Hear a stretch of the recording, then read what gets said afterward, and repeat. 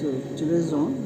At present it is giving you the ambient temperature.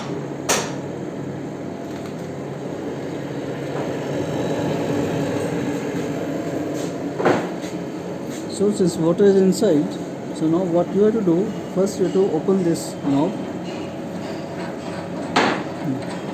and fill water from this point, and total capacity of this water tank is 9 liters. So you have to fill less than 9 liters, 8 liters or 7 liters is okay for this application.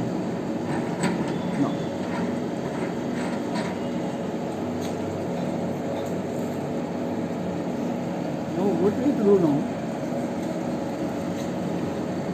we need to, this always need to be in this direction. That means the bypass is on, all the flow is passing from here and going back inside the tank. This is the outlet point, and at present it is in the closed position. So always before you start, you have to close this.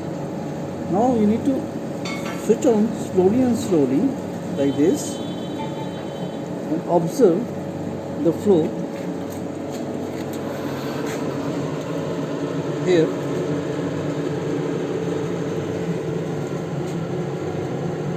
And just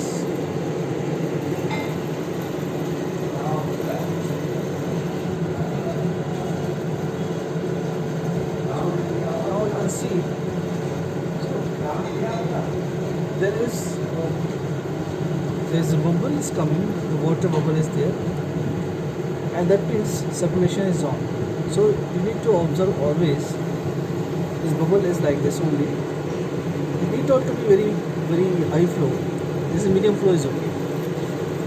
So first thing that you need to connect the chiller and check the bubble, and then you have to switch on the magnetic stirrer. So we need to switch on this. So before this, so now light is on because this door is on, and this is magnetic stirrer. You switch on this and adjust the RPM like this. That is the timer. You can, by pushing this upward arrow, you can increase the time. By pushing downward, it is decreasing the time. So for this moment, if you need your experiment for say 10 minutes, for an example, you set for the 10 minutes, fine. So it will switch off after 10 minutes.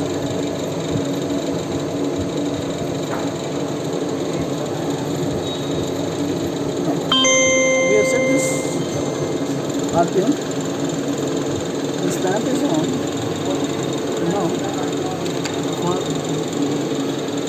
the safety cabinet, if you close this cabinet, you can see this light is off. It's on when you open this.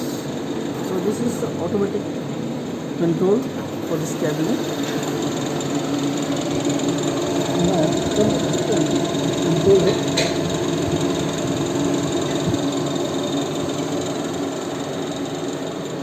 This is the controller. You can switch on this controller from here.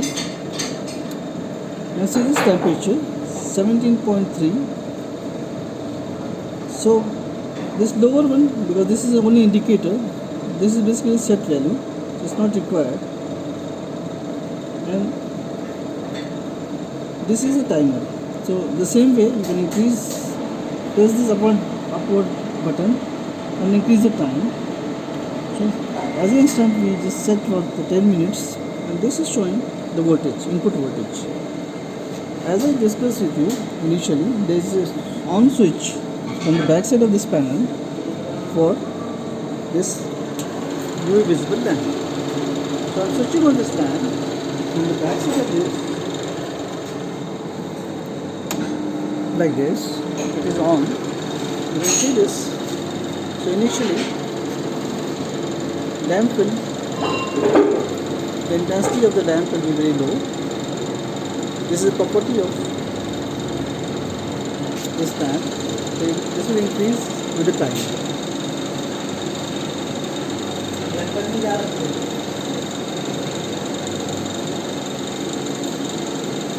So this is all about this installation. So now you have to